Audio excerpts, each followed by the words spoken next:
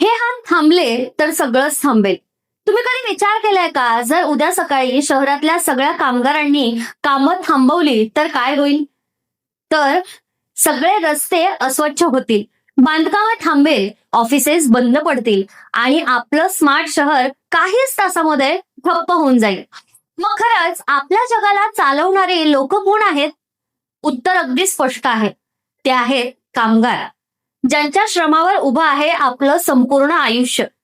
आपण रोज अनेक लोक पाहतो, पण त्यांच्याकडे खरंच कधी लक्ष देतो का? जो आपला कचरा उचलतो, जो उन्हात उभा राहून आपली सुरक्षा करतो, जो पावसातही आपलं पार्सल वेळेवर पोहोचवतो, त्यांचं नाव आपल्याला माहित नसतं. पण त्यांच्याशिवाय आपलं आयुष्य अपूर्ण आहे. एक काळ असा होता जेव्हा कामगारांना 16-16 तास कामं करायला भाग पाडलं जायचं. ना सुट्टी, ना सुरक्षितता, ना कोणतेही हक्क. पण आज आपण 8 तास कामं करतो. हा हक्क आपल्याला सहज मिळालेला नाही. यासाठी मोठे लढे उभारले गेले होते. म्हणूनच 1 मे हा जागतिक कामगार दिवस फक्त एक दिवस नाही, तर तो आहे श्रमाचा सन्मान करण्याचा दिवस. तो मिळवण्यासाठी एक मोठा संघर्ष करावा लागलेला आहे. कामगार दिनाचा इतिहास समजून घेताना हे मार्केट म्हणजेच शिकागो उठाव हा एक अत्यंत महत्वाचा टप्पा मानला जातो. 1980च्या दशकात अमेरिकेत औद्योगिकरण वेगाने वाढत होतं, पण कामगारांची परिस्थिती अत्यंत वाईट होती. दिवसाला 12 ते 16 तास काम करायचं, परत वेतन कमी, शिवाय कोणतीही सुरक्षितता किंवा कुठलेही हक्क नाहीत.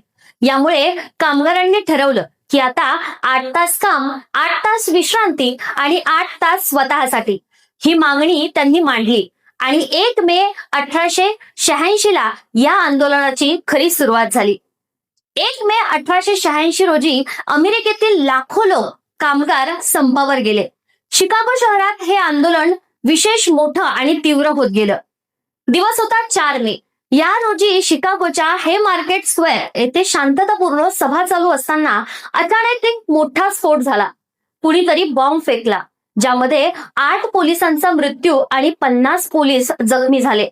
त्यानंतर पोलिसांनी सुद्धा गोळीबार केला आणि या घटनेमध्ये 6 कामगार ठार झाले. या आंदोलनाशी संबंधित असलेले August Spies, Albert Parsons, Arnold Fischer, George Engel या नेत्यांना नंतर अटक करण्यात आली आणि काहींना फाशी देण्यात आली, जरी त्यांच्या विरोधात थेट पुरावे नव्हते तरी सुद्धा. या घटनेमुळे कामगार चळवळीला जागतिक पातळीवर बळ मिळालं आणि नंतर दुसऱ्या राष्ट्रीय सभेमध्ये म्हणजेच 1889 मध्ये 1 मे हा दिवस आंतरराष्ट्रीय कामगार दिन म्हणून घोषित करण्यात आला. आज हा दिवस कामगारांच्या हक्कासाठी साजरा केला जातो. 1 मे रोजी जगभरातील 80 पेक्षा अधिक देशांमध्ये हा दिवस राष्ट्रीय सुट्टीचा दिवस म्हणून पाळला जातो. आणि या सगळ्यात महत्वाचं योगदान म्हणजे शिकागोमध्ये झालेल्या उठावाचं. शिकागो उठाव हा केवळ एक आंदोलन नव्हतं, तर ते होते कामगाराच्या हक्कासाठी दिलेला मोठा संघर्ष. आज आपण ज्या 8 तासाचं कामाचं स्वातंत्र्य अनुभवतोय ना, त्यामागे या आंदोलनाचं मोठं योगदान आहे. ही फक्त घटना नव्हती, हा होता मानवतेसाठीचा लढा आणि त्याच लढ्यामुळे आज आपल्याला हा हक्क मिळाला. कामगार दिन आपल्याला शिकवतो की कामगाराचे हक्क हे फक्त कायदे नाहीत, तर ते आपली जबाबदारी आहेत. योग्य वेतन, सुरक्षित कामाचं वातावरण, विश्रांतीचा हक्क. कारण सूर्य सुद्धा मावळतो, मग माणसाला विश्रांती का नको? जगभरात हा दिवस वेगवेगळ्या पद्धतीने साजरा होतो.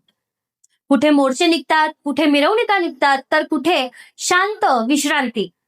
पण एक गोष्ट समान असते, ती म्हणजे कामगाराप्रती आदर आणि एकता. भारतामध्ये श्रमिक हा शब्दच अभिमानाचा आहे. बांधकाम करणारा असो किंवा मग ऑफिसमध्ये काम करणारा कर्मचारी, प्रत्येक जणच राष्ट्र उभारणीसाठी योगदान देत असतो.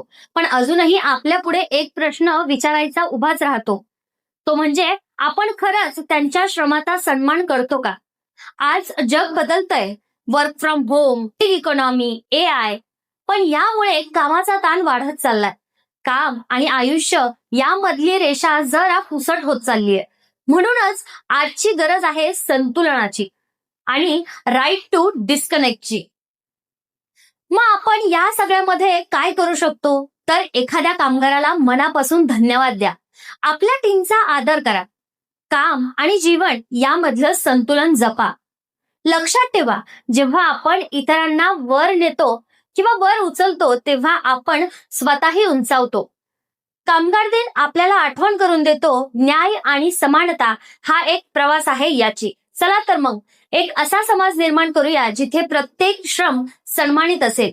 कारण तारे आपल्याला दिशा दाखवतात पण जगाला आकार देतात हे मेहनतीचे हात. कामगार दिनाच्या खूप खूप शुभेच्छा.